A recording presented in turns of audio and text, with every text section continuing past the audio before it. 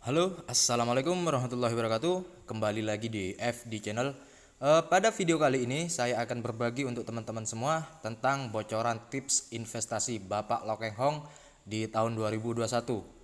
Untuk teman-teman yang masih belum subscribe, silahkan klik tombol subscribe dan juga jangan lupa di like, komen, dan juga di share jika video ini bermanfaat.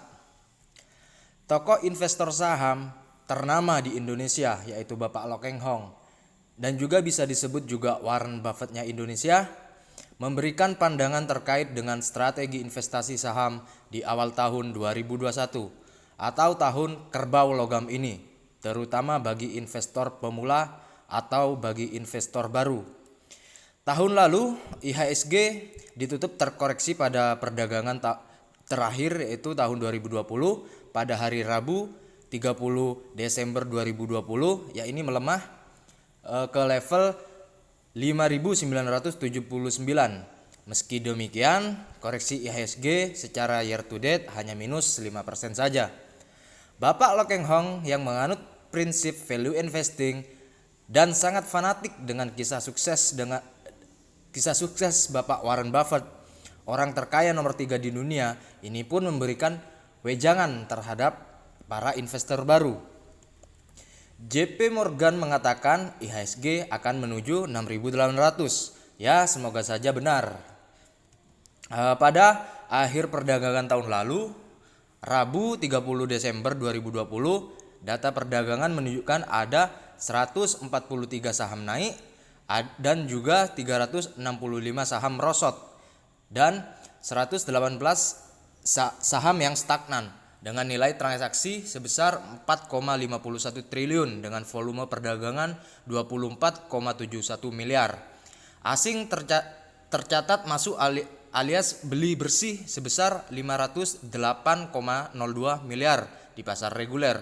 Selama tahun berjalan, asing membawa uang keluar sebanyak 61,01 triliun. Sementara itu, selama setahun terakhir asing kabur atau membawa uang keluar yaitu 58,45 triliun di pasar reguler. Dan Bapak Lokeng Hong juga meyakini tahun ini prospek ekonomi Indonesia membaik karena didukung dengan kebijakan pemerintah. Kalau semua berjalan dengan baik, apalagi suku bunga yang rendah, bertambah banyaknya investor baru, dan vaksinasi di tahun 2021 akan membuat ekonomi bertumbuh kembali, jelas pemegang saham PT RO ini. Dia mengalahkan bagi investor yang ingin masuk ke pasar modal, ingin berinvestasi di saham tertentu, maka yang pertama bisa dilakukan membaca laporan annual report atau laporan keuangan. Pesan saya kepada investor baru agar membaca annual report dan laporan keuangan agar kita tahu apa yang kita beli. Jangan membeli karena rumor, jangan membeli karena info dari teman, karena ini sangat berisiko dan sangat berbahaya juga, kata pemegang saham PT Global Mediacom atau juga disebut BMTR. Jangan membeli kucing dalam karung, tapi kita harus tahu apa yang kita beli melalui annual report atau laporan keuangan. Dan sebelumnya juga Menteri Koordinator Bidang Perekonomian Airlangga Hartarto menyebutkan ada dua faktor yang bisa membuat IHSG bergerak lebih baik di tahun ini. Yang pertama yaitu dari sisi perekonomian, ada Undang-Undang Nomor 11 Tahun 2002 tentang Cipta Kerja alias Omnibus Law yang akan memberikan kemudahan berusaha bagi investor yang ingin berinvestasi di Indonesia. Dan yang kedua, dari sisi kesehatan, pengadaan vaksinasi gratis dan penerapan protokol kesehatan menjadi prioritas untuk meningkatkan kepercayaan publik dalam melakukan aktivitas sosial, ekonomi. Kata Bapak Airlangga, tentu dengan merencanakan vaksinasi di tahun 2021 ini diharap terjadi pencegahan COVID dan akan meningkatkan mobilitas masyarakat, dan mobilitas masyarakat ini tentunya akan mendorong kegiatan perekonomian, ujarnya dalam pidato penutupan perdagangan Bursa Efek Indonesia pada Rabu 30 Desember 2020. Lanjutnya dengan sentimen positif ini Bahkan JP Morgan juga memproyeksikan IHSG akan mencapai rekor tertinggi, yaitu 6.800 pada Desember 2021.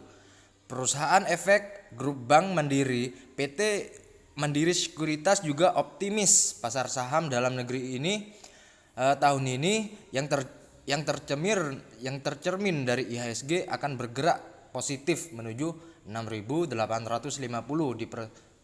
di penghujung tahun. Pasalnya 2021 ini dinilai akan menjadi titik balik dari pemulihan ekonomi Indonesia. Saat ini Bapak Long Keng Hong memiliki beberapa portofolio investasi dengan mulai dari lembaga keuangan hingga komoditas sumber daya alam SDA. Ya, Bapak Long Keng Hong ini optimis terhadap pasar saham di tahun 2021 ini.